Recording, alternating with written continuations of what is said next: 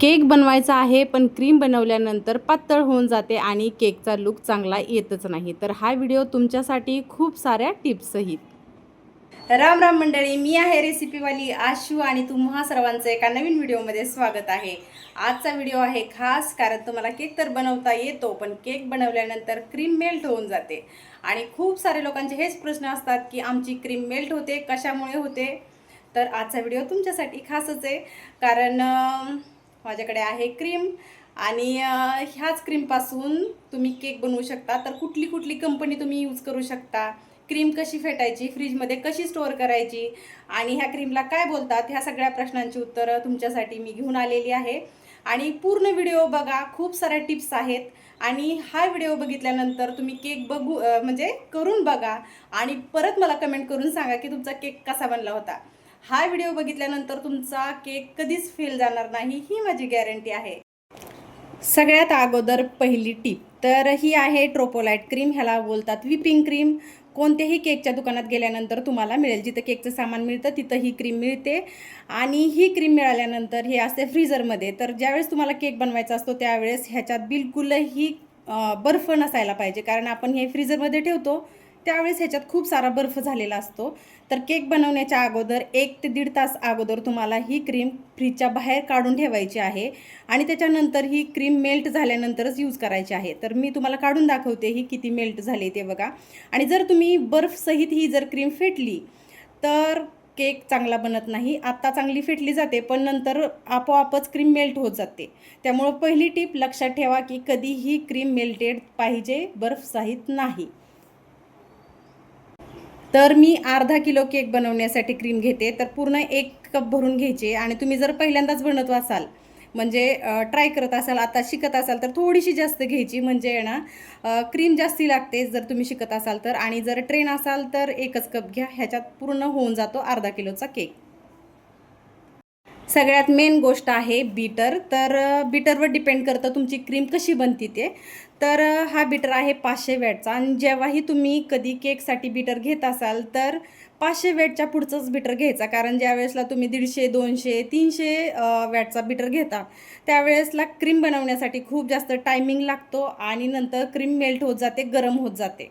आणि म्हणजे ह्या बीटरला जर 5 मिनटं लागले तर दुसरं जे बीटर असतात कमी वॅटचे जे असतात त्याला 10 ते 15 मिनटं लागतात. आणि मग जसं जसं टाईम वाढत जाईल तसं तसं क्रीम पातळ होत जाते. म्हणून कधीही बीटर घेताना चांगलाच घ्या. आणि जर तुम्ही घरी बनवण्यासाठी घेत असाल तर 300-400 वॅटचा ठीक आहे, म्हणजे तेवढ्यात तुम्ही चांगला केक बनवू शकता. पण जर विकण्यासाठी तुम्ही बिझनेस सुरू करण्यासाठी घेत असाल तर हा बीटर नक्की घ्या. त्याच्याबरोबर हे असे 2 रॉड येतात बघा असे.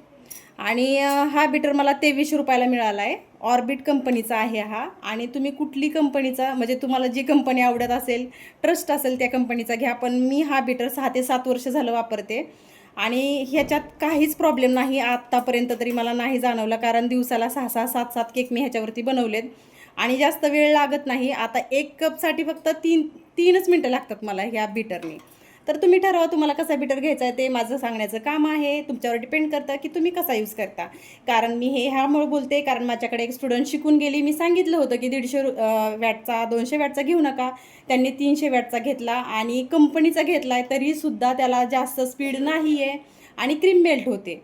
तर सांगितलेल्या गोष्टी तुम्ही फॉलो जर केल्या तर नक्कीच तुम्हाला ह्याचा फायदा होईल. तर चला क्रीम बनवूया.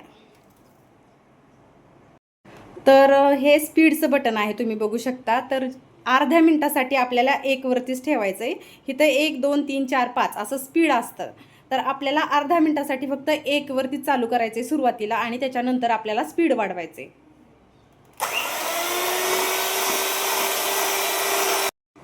आता अर्धा मिनटं झाला आहे आणि आपण फुल स्पीडवरती आता केक क्रीम बनवतोय.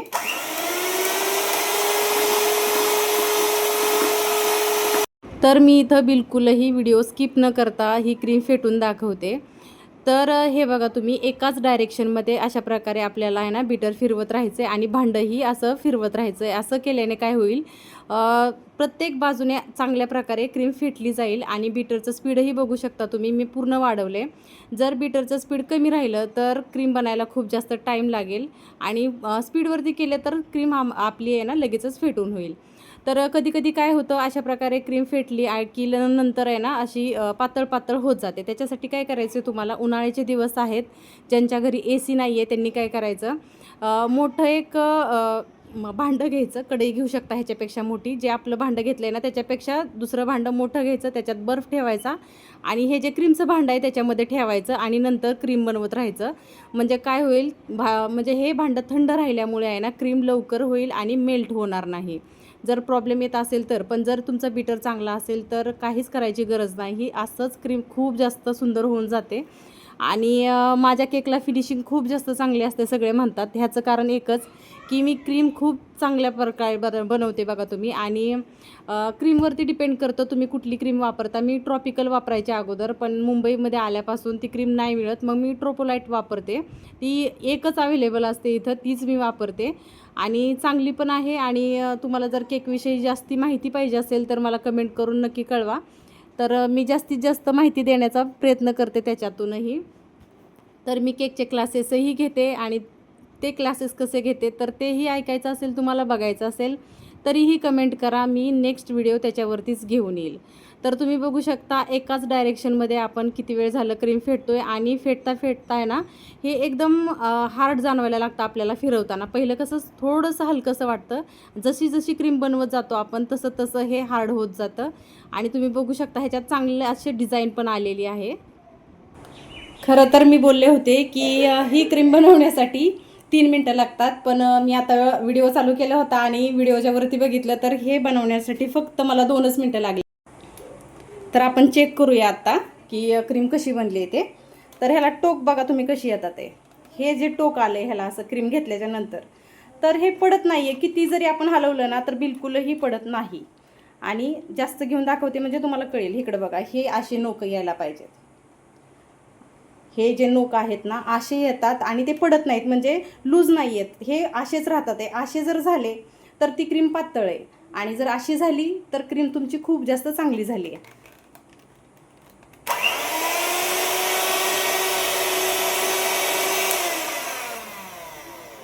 आणि सर्वात बेस्ट म्हणजे तुम्ही ज्यावेळेस असं भांडं करून बघता, असं हलवून बघता, त्यावेळेसला तुमची क्रीम बिलकुलही खाली पडत नाही. तुम्ही कितीही हलवा बघा, अशी क्रीम बनते. तर खूप जास्त सोपं आहे केक बनवणं. तर चला मी तुम्हाला क्रीम कशी झाली ते दाखवते. पायपिंग बॅगमध्ये भरून घेतले. आपण छोटंसं एक फूल काढून घेऊया पहिलं.